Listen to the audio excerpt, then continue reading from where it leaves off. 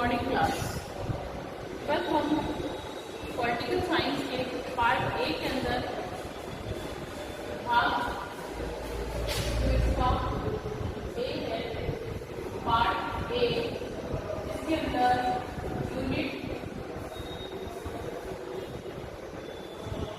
2 का अध्याय 2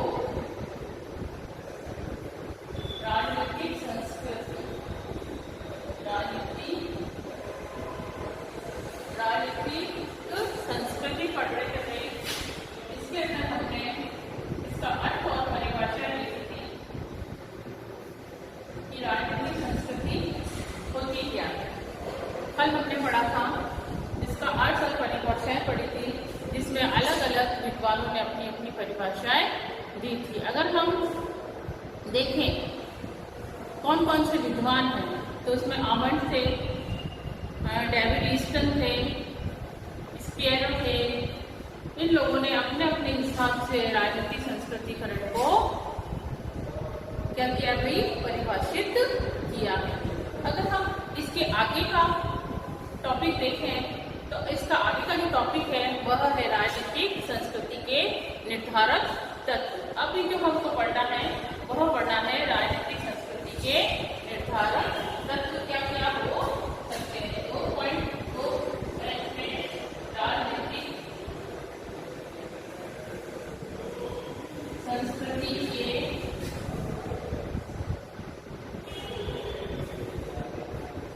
निर्धारक तत्व।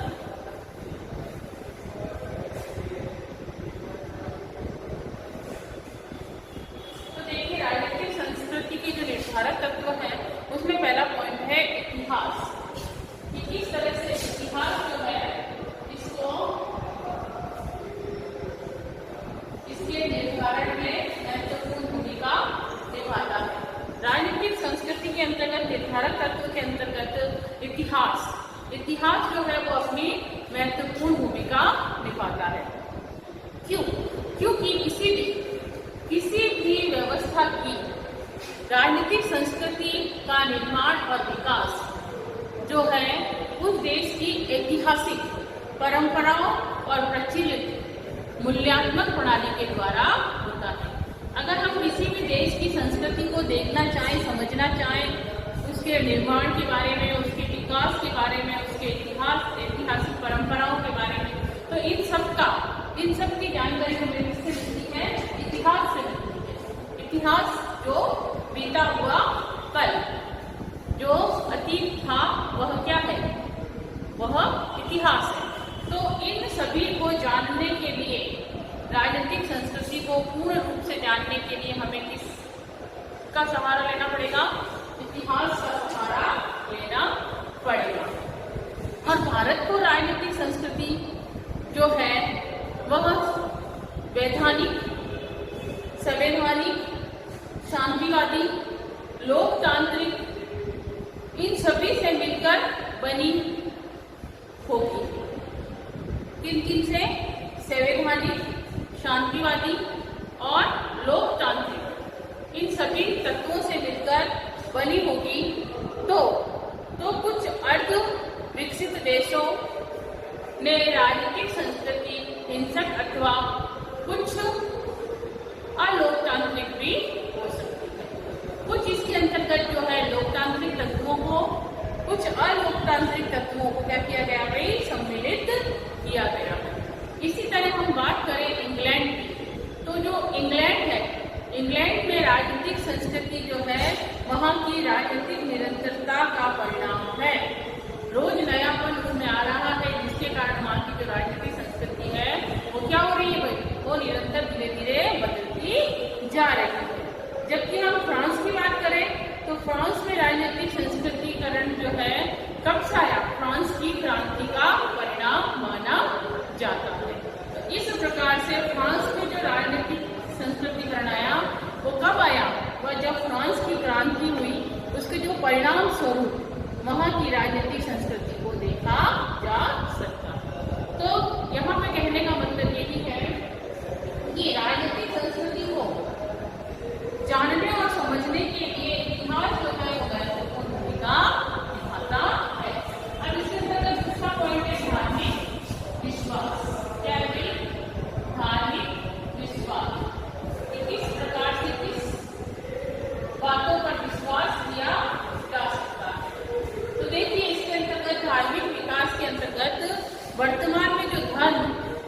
धर्म राजनीतिक संस्कृति के निर्माण में न केवल महत्वपूर्ण भूमिका निभाते हैं, बल्कि कई बार समाज की राजनीतिक व्यवस्था व संस्थाएं किस प्रकार की होगी इस बात को भी वो निर्धारित करते हैं।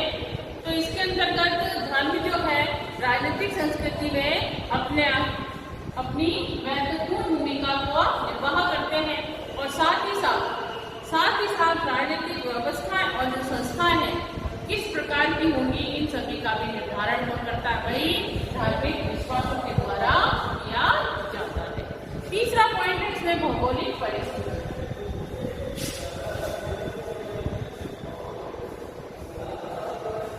राजनीतिक संस्कृतिकरण के निर्धारक तत्वों में भौगोलिक जो स्थिति है, भौगोलिक परिस्थिति है, वो महत्वपूर्ण भूमिका का निर्वाह करती है।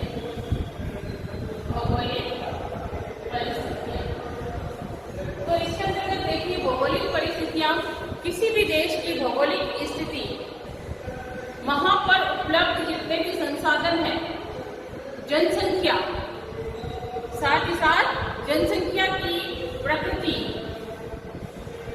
उस देश की राजनीतिक संस्कृति के निर्माण में महत्वपूर्ण भूमिका निभाती है। सबसे पहले अगर भौगोलिक परिस्थितियों की बात करें तो इसके अंतर्गत सबसे पहले क्या आ जाएगा भाई, वहां उपलब्ध संसाधन। भौगोलिक स्थितियों से प्राप्त होते हैं भाई संसाधन, तो वहां के उपलब्ध संसाधन, साथ ही साथ इसके अंदर दूसरा जो पॉइंट जाएगा हुआ है जनसंख्या, वहां पर रहने वाले लोगों की संख्या कितनी है, जनसंख्या कितनी है। ये दो जो इसके अंतर्गत है, जनसंख्या की प्रकृति कैसी है, जनसंख्या की प्रकृति की भी उस देश की राजनीतिक संस्कृति के निर्माण में क्या करती भाई, महत्वपूर्ण भूमिका का निर्वाह करती है। अब भारत हमारा एक कैसा देश है, विशाल देश है, बहुत बड़ा देश है, विशाल भौगोलिक परिवेश वाला देश है, बहुत से लोग रहते हैं, अलग अलग जगह की अलग अलग भौगोलिक परिस्थितियां हैं।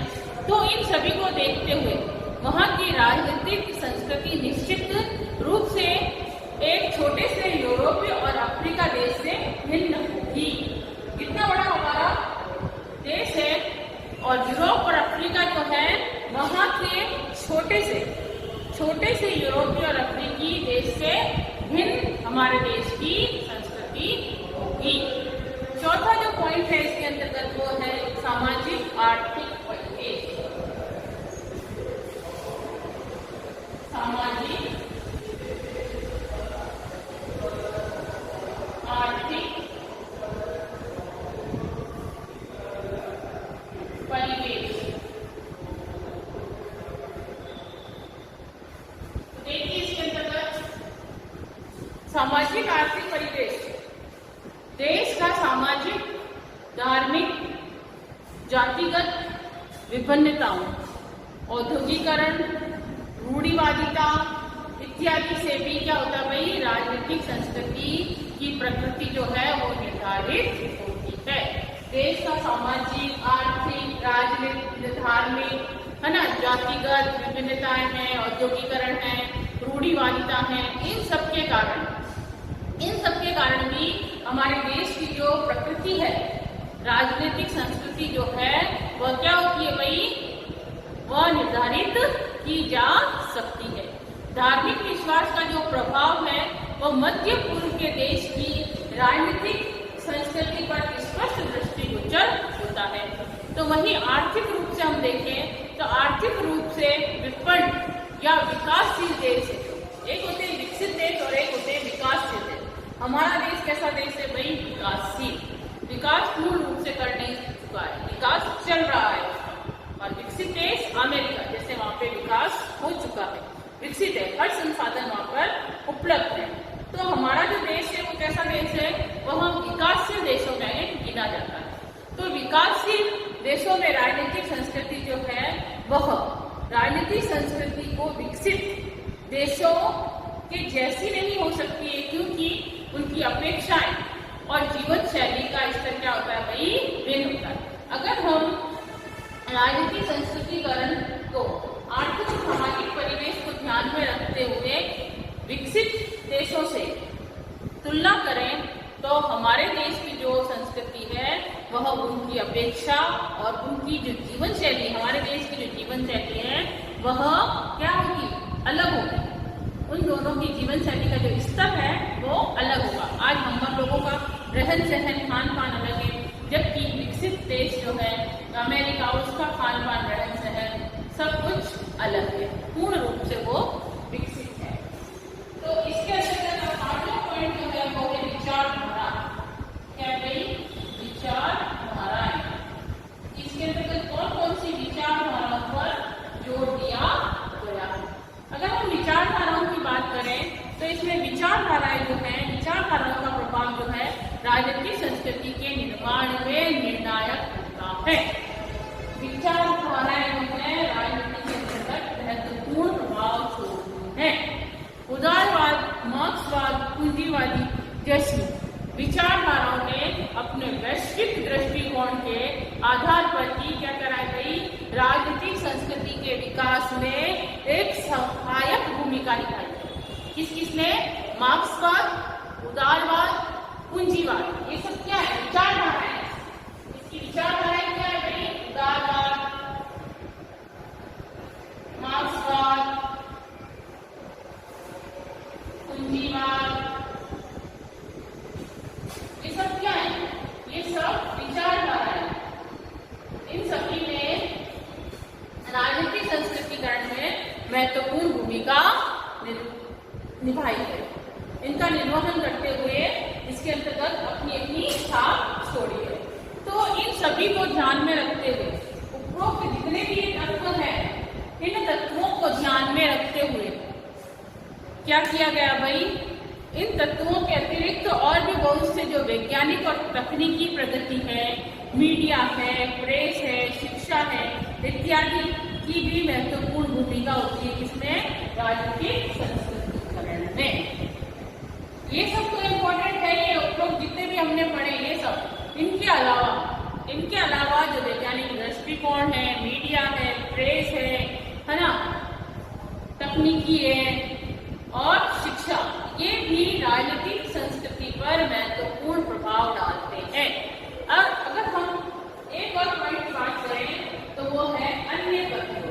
क्या है भाई, छठा पॉइंट जो है वह है अन्य तत्व। अन्य तत्वों के अंतर्गत हम कह सकते हैं कि इन सभी के अतिरिक्त अन्य जो तत्व है जो है शिक्षा का स्तर, कि शिक्षा का स्तर कैसा है, उसके साथ साथ माँ की भाषा कैसी है, रीति रिवाज, किन रीति रिवाजों को फॉलो करते हैं, ये सब अन्य तत्वों में शिक्षा का स्तर आ जाएगा भाई। शिक्षा का स्तर, भाषा, रीति रिवाज,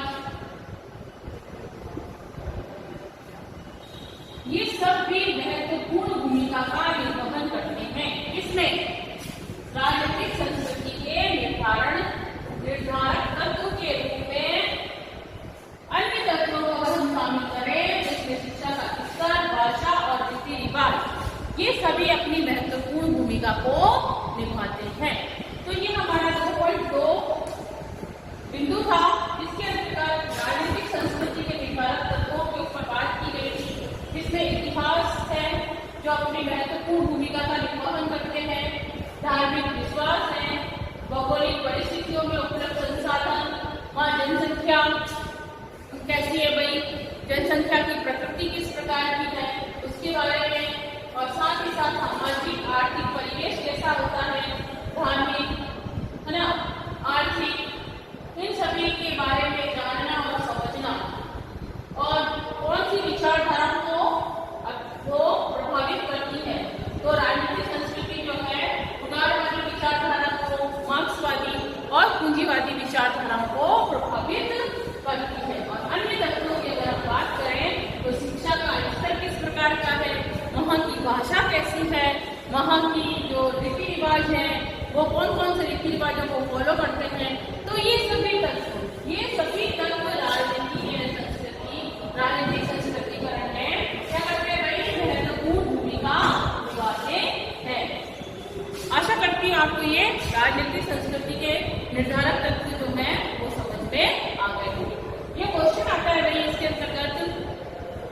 IPSC बोर्ड के अंदर छोटे रूप में भी क्वेश्चन आ सकता है कि राजनीतिक संस्कृति के निर्धारक तत्व कौन कौन से हैं।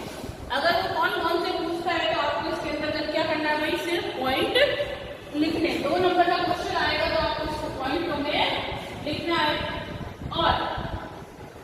और अगर 5 नंबर का क्वेश्चन आता है कि राजनीतिक संस्कृतिकरण के निर्धारक तत्वों को स्पष्ट कीजिए, तब आपको इसके अंतर्गत इन पॉइंटों को लिखते हुए इसको डिस्क्राइब भी करना है।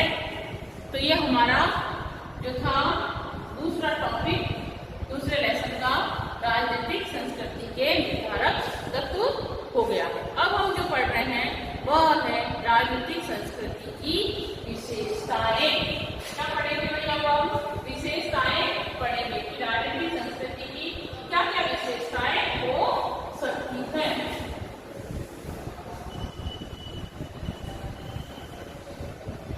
दो पॉइंट 3 टॉपिक है राजनीतिक संस्कृति की विशेषताएं।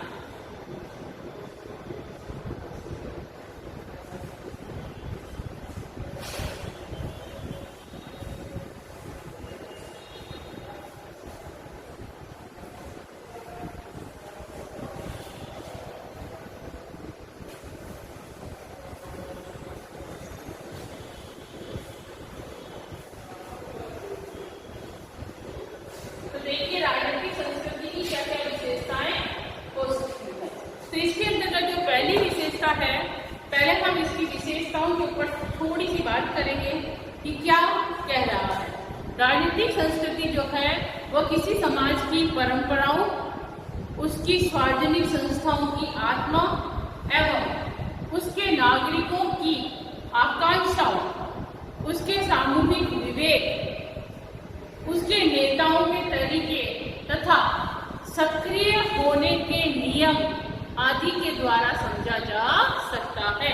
राजनीतिक संस्कृति को अगर हमको समझना है, उसकी विशेषताओं को जानना है, तो उसके लिए उस समाज में किस प्रकार की परंपराओं को फॉलो किया जाता है, वहाँ पे कौन कौन सी सार्वजनिक संस्थाएं हैं, उन संस्थाओं में किस प्रकार से क्या कार्य हो रहा है, वहाँ के जो नागरिक हैं उन नागरिकों की क्या आकांक्षाएं हैं, साथ ही साथ वहाँ पर उसके सामूहिक विवेक किस प्रकार का है, वहाँ पर रहने वाले लोग, वहाँ पर कार्य करने वाले लोग, उन लोगों का सामूहिक विवेक कैसा है, वह क्या सोचते हैं, क्या समझते हैं, उसके बारे में उनकी क्या आशाएं हैं, क्या आकांक्षाएं हैं, और साथ ही साथ उनके जो नेता हैं उन नेताओं के तरीके कैसे हैं, क्या वह उसके अंतर्गत सक्रिय होने के नियमों को फॉलो करते हैं या नहीं करते हैं।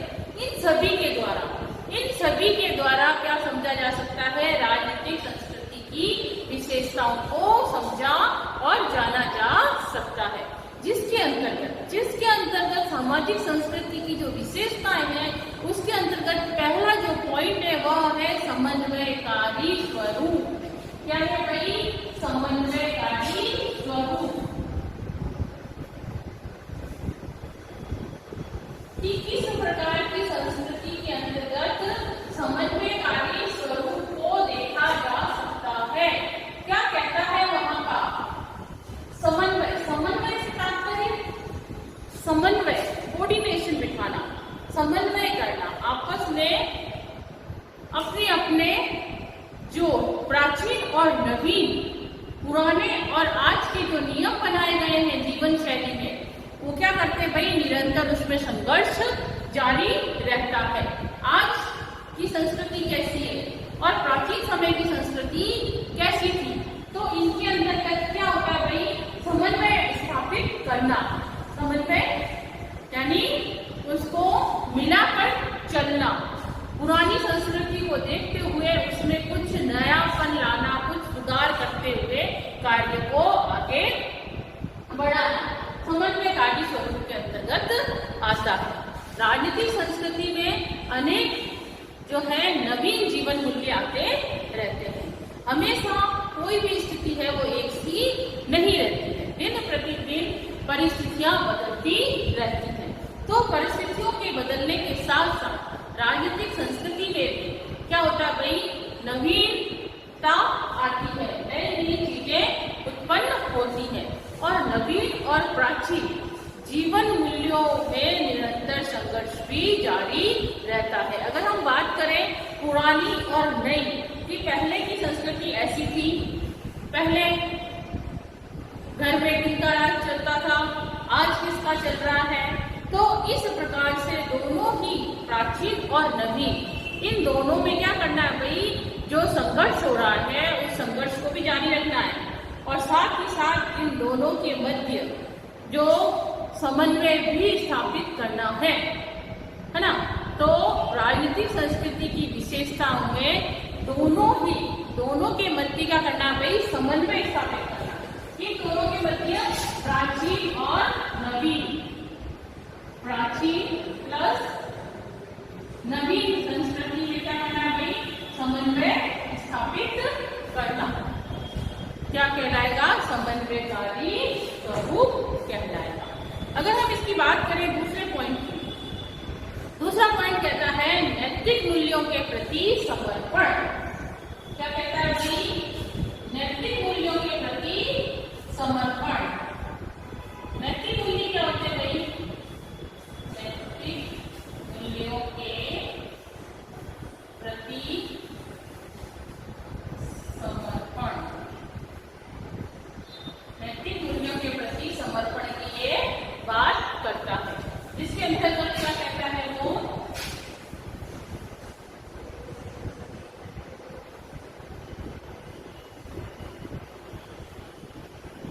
देखिए नैतिक मूल्यों का जो समर्पण की अगर हम बात करें तो इसके अंतर्गत जो राजनीतिक संस्कृति है वह नैतिक मूल्यों की समर्थन की आवश्यकता है कि वाकई में व्यक्ति के अंतर्गत क्या होनी चाहिए, नैतिकता होनी चाहिए, मॉरल वैल्यूज होनी चाहिए। नैतिक वैल्यू, मोरल, नैतिक जो मूल्य है उसके अंतर्गत जो व्यक्ति के अंदर अच्छाइयाँ होनी चाहिए, इंसानियत होनी चाहिए, ईमानदारी होनी चाहिए, सच्चाई होनी चाहिए, बड़ों के प्रति आज्ञा की भावना होनी चाहिए, है ना। ये सब किस में आते हैं भाई, ये सब नैतिक मूल्यों में आते हैं कि हम किस तरह का हमें कार्य करना चाहिए, हम क्या कैसी भाषा का उपयोग करें जिससे क्या भाई दूसरों को दुख ना पहुंचे।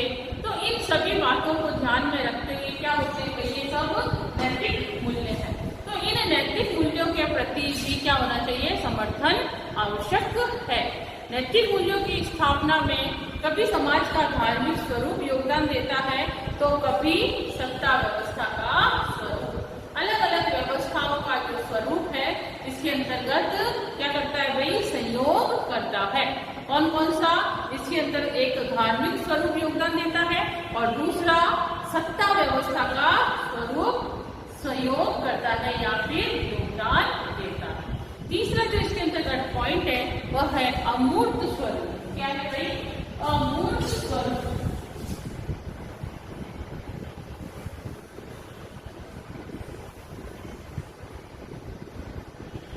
अमूर्त स्वरूप जो है वो कहता है कि जनता के प्रति अपना विद्रोह या आक्रोश जाहिर करता है। इसके अंतर्गत क्या होता है, जब जनता राज्य के प्रति अपना विद्रोह और आक्रोश जाहिर करती है, बताती है, जो कि राज्य के किसी कानून या कार्य के फलस्वरूप होता है। राज्य के द्वारा ऐसा कोई गलत कार्य हो गया है जिसके कारण वहां की जनता क्या है, उनके कार्यों से संतुष्ट नहीं है। और जब संतुष्ट नहीं होगी तो क्या होगा भाई, विद्रोह करेगी, आक्रोश जाहिर करेगी, है ना, कि हम आपके इन कार्यों से संतुष्ट नहीं है।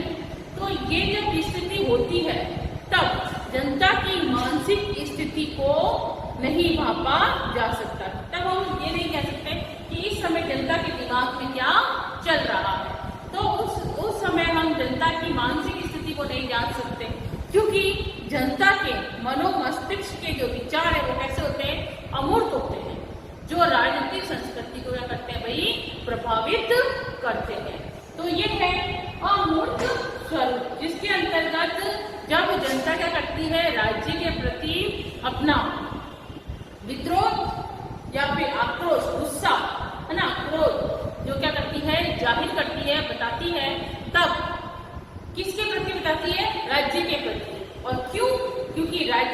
कानून या कार्य के फलस्वरूप क्या होता है भाई, वह उनके कार्य से क्या है, खुश नहीं है। और जब खुश नहीं है तो उनका जो मानसिक स्थिति है जनता की, वो मानसिक स्थिति को हम समझ नहीं सकते कि वो किस प्रकार की कार्य कर सकती है। और जनता के मनोमस्तिष्क में अनेक अमूर्त विचार आते हैं, बहुत से ऐसे विचार आते हैं जो कभी सही भी होते हैं और कभी सही नहीं होते हैं। तो इस प्रकार से जो अमूर्त स्वरूप ऊपर का सामने आता है वह इसकी विशेषताओं का महत्वपूर्ण विशेषता कही जा सकती है। इसके अंतर्गत जो चौथा पॉइंट है वह है गतिशीलता। क्या है भाई, गतिशीलता। इसमें गतिशीलता की भी बात कही गई है। गति करना, किसी कार्य के अंतर्गत क्या होना भाई, गति, आगे की तरफ बढ़ना। तो व्यक्ति और समाज कभी रुकते नहीं रुकते, वो हमेशा क्या करते हैं, गति करते हैं, गति आगे की तरफ बढ़ते हैं। तो व्यक्ति और समाज के जीवन मूल्य, परिस्थितियां और सामाजिक आवश्यकताओं के अनुसार क्या होते हैं भाई, बदलते रहते हैं। इनके व्यक्ति और समाज की जो जीवन मूल्य है, किस चीज में गति होती है, व्यक्ति और समाज के जीवन मूल्यों में, परिस्थितियों में,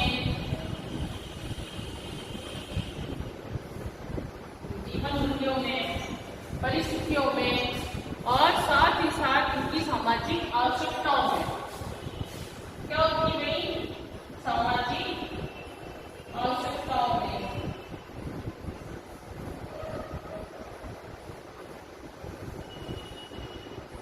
सामाजिक आवश्यकताओं में क्या होती है, गति हो रही है, ये आगे की तरफ बढ़ रहे हैं। और ये इन सभी के अनुसार क्या होते हैं भाई, बदलते रहते हैं। तो इनके अनुसार क्या होती है, राजनीतिक संस्कृति में गतिशीलता उत्पन्न होती है। और ये गतिशीलता जो है राजनीतिक संस्कृति की महत्वपूर्ण विशेषता कही जा सकती है। तो राजनीतिक संस्कृति की विशेषता के अंतर्गत इसे 4 पॉइंट आपको ध्यान में रखने हैं। इसके अंतर्गत समन्वयकारी स्वरूप होता है, जिसमें नवीन और प्राचीन मूल्यों को स्थान दिया जाता है।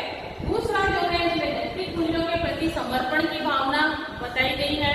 इसकी आवश्यकता बहुत ज्यादा होती है।